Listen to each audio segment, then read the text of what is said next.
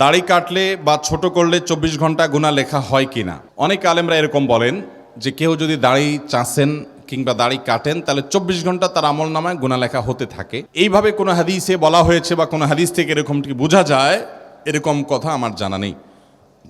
তবে এটা ঠিক, যদি কেউ নবী করিম সাল্লাল্লাহু আলাইহি সাল্লামের নির্দেশ আফুল্লুহা আর খুল্লুহা, নবীজি বলেছেন দাড়িকে লম্বা করো, দাড়িকে ছেড়ে দাও, এই নির্দেশ যদি কেউ অমান্য করে, এটা যদি কেউ লঙ্ঘন করে, তাহলে সেক্ষেত্রে সে গুনাহে লিপ্ত হয়। এটা ছোটোখাটো গুনাহ না।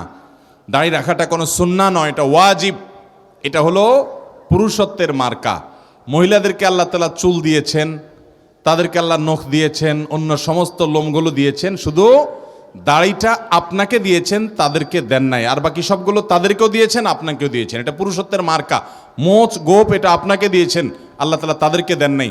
এই জন্য গোপ ছোট ছোট করবেন, রাখবেন, আর দাড়ি বড় করবেন, এটা পুরুষত্বের মার্কা। আল্লাহ তাআলা আমাদেরকে পুরুষত্বের মার্কা ধরে রাখার তৌফিক দান করুন। এটা যদি আপনি ফেলে দিতে চান তাহলে লক্ষণ ভালো না। এর মানে আপনি তাদের মতো হতে চাচ্ছেন, এটা জায়েজ না, এটা গুনাহের কথা। কিন্তু এর মানে এই না যে এর কারণে 24 ঘন্টাই গুনাহ লেখা হতে থাকে, এভাবে ঠিক না। তবে এই কাজের কারণে গুনাহ হয়, তার আমল নামাতে গুনাহ লেখা হয়, এবং তিনি নবী সাল্লাল্লাহু আলাইহি সাল্লামের ওয়াজিব তরককারী হয়। আল্লাহ আমাদের ভাইদেরকে ওয়াজিব আমল করার তৌফিক দান করুন।